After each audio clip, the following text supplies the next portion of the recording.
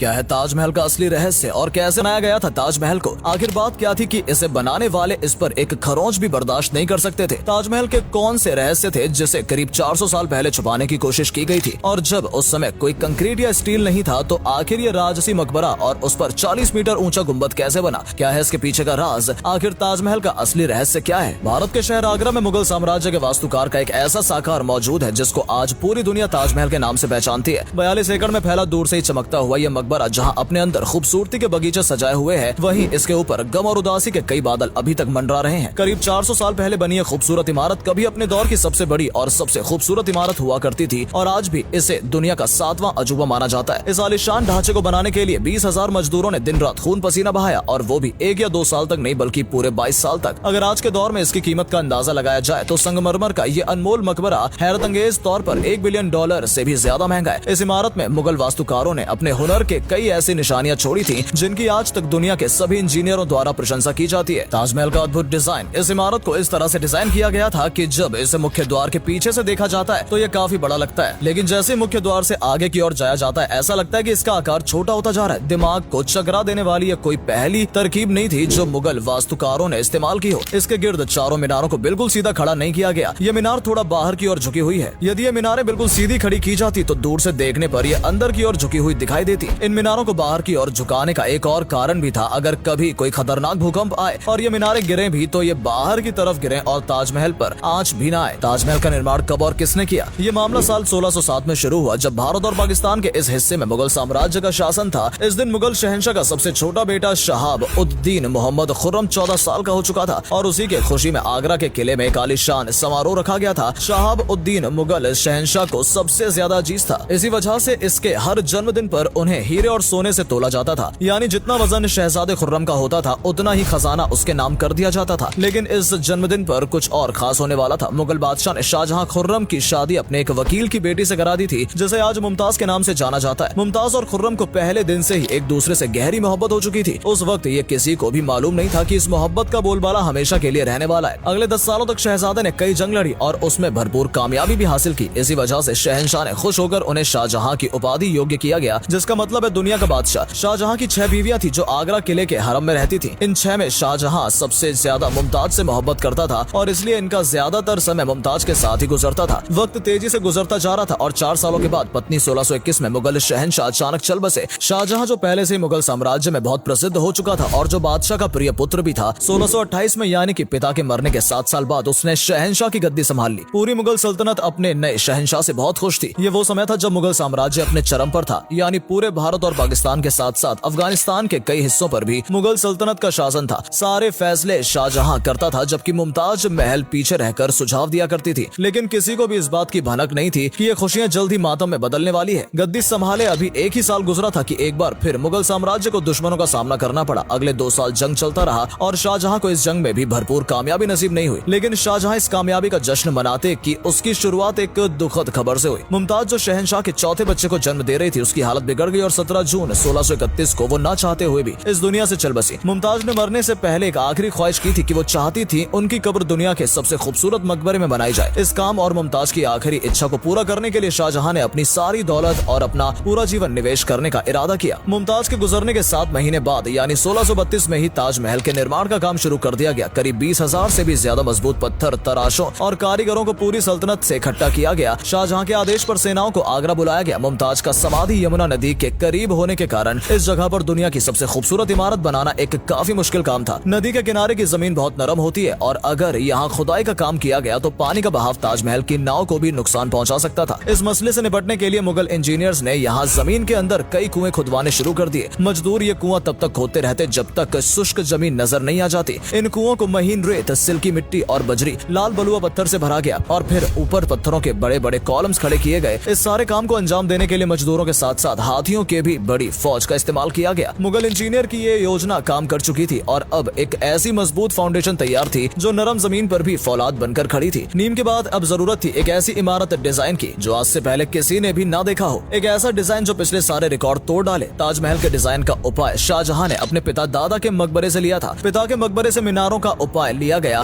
दादा के मकबरे से बिल्डिंग कोर का उपाय लिया और अपने चाचा के मकबरे से गुंबद का उपाय लिया। और जब इन सबको मिलाया गया तो एक शानदार और आलीशान डिजाइन उभर कर सामने आया। इमारत का ढांचा बनाने के लिए मौके पर ही लाखों नहीं बल्कि करोड़ों ईंटें भी बनाई गईं। ये सब इतना आसान नहीं था और इसमें बहुत सारा पैसा भी खर्च हो रहा था। शाही खजाना दिन ब दिन खाली होता जा रहा था, लेकिन शाहजहां को किसी बात की परवाह नहीं थी। बस उसे एक काम हर हाल में पूरा करना था, निर्माण कार्य। कहा जाता है कि ताजमहल के निर्माण में इतने लोगों को लगाया गया था जिससे आसपास के इलाकों में खाना पीना खत्म हो गया। 2000 मजदूरों और कारीगरों की मांग को पूरा करने के लिए शाहजहां आसपास के तमाम इलाकों से अनाज आगरा मंगा लिया गया। कई सालों की मेहनत के बाद इमारत का ढांचा बनकर तैयार हो चुका था और अब बारी थी इसे संगमरमर से सजाने की। ये संगमरमर आगरा से 400 किलोमीटर दूर राजस्थान से मंगाया जाना था, क्योंकि यहाँ का मकबरा मार्बल आज तक दुनिया का बेहतरीन मार्बल माना जाता है। शाहजहां ने पूरा मकबरा मार्बल को ताजमहल के लिए आरक्षित कर रखा था, यानी ताजमहल की मांग पूरी होने तक किसी को भी इस मार्बल को खरीदने की इजाजत नहीं थी। 1000 हाथियों की मदद से हजारों टन वजनी मार्बल राजस्थान से आगरा मंगवाए गए। ताजमहल का खूबसूरत गुंबद इतना बड़ा था कि इसे आंखों से देखकर ही अंदाजा लगाया जा सकता है। आजकल इस प्रकार के गुंबद को स्टील के ढांचे पर बहुत आसानी से बनाया जा सकता है, लेकिन 400 साल पहले उनके पास 40 मीटर ऊंचे गुंबद को बनाने के लिए बस पत्थरों का ही सहारा था। आज के इंजीनियर भी इस गुंबद को बनाने में मुगल इंजीनियर द्वारा गणना किए गए तनाव की सराहना करते हैं। ताजमहल की कुछ खास बातें। ताजमहल की खास बातों में एक बात यह भी है कि ये दिन में 4 बार अपना रंग बदलता है। सुबह के समय सूरज निकलने से पहले ये बिल्कुल पिंक शेड देता है और सूरज निकलने के बाद ये हल्का पीला शेड देता है, जबकि दोपहर के वक्त ताजमहल की खूबसूरती का नया रुख देखने को मिलता है। नीले आसमान पर जैसे सफेद मोती चमक रहा हो और शाम के वक्त ये पूरी इमारत गोल्डन रंग की दिखाई देती है। पूरे 22 सालों बाद यानी कि सन 1654 में ताजमहल का निर्माण का काम पूरा कर लिया गया था। शाहजहां ने इस इमारत का नाम अपने पसंदीदा बीवी के नाम पर ही रखा। मुमताज से इस मकबरे का नाम ताजमहल रख दिया गया। शाहजहां की यह महंगी परियोजना पूरा तो हो गई, लेकिन इसने मुगल सल्तनत को विनाश की कगार पर ला खड़ा किया। 4 साल बाद यानी 1658 में शाहजहां और मुमताज के अपने ही बेटे ने बंदी बना लिया और खुद मुगल साम्राज्य का बादशाह बन गया। पिछले 30 सालों से राज कर रहे शाहजहां को आगरा के किले में ही कैद कर दिया गया था। शाहजहां को एक ही सुविधा दी गई थी कि वो ताजमहल को उस कमरे की खिड़की से देख सकता था जिसमें वो बंद था। 8 साल की कैद के बाद शाहजहां 64 साल की उम्र में इस दुनिया को अलविदा कह गए। शाहजहां का मुमताज से दोबारा मिलने का वक्त आ चुका था और उनको ताजमहल में ही दफन कर दिया गया।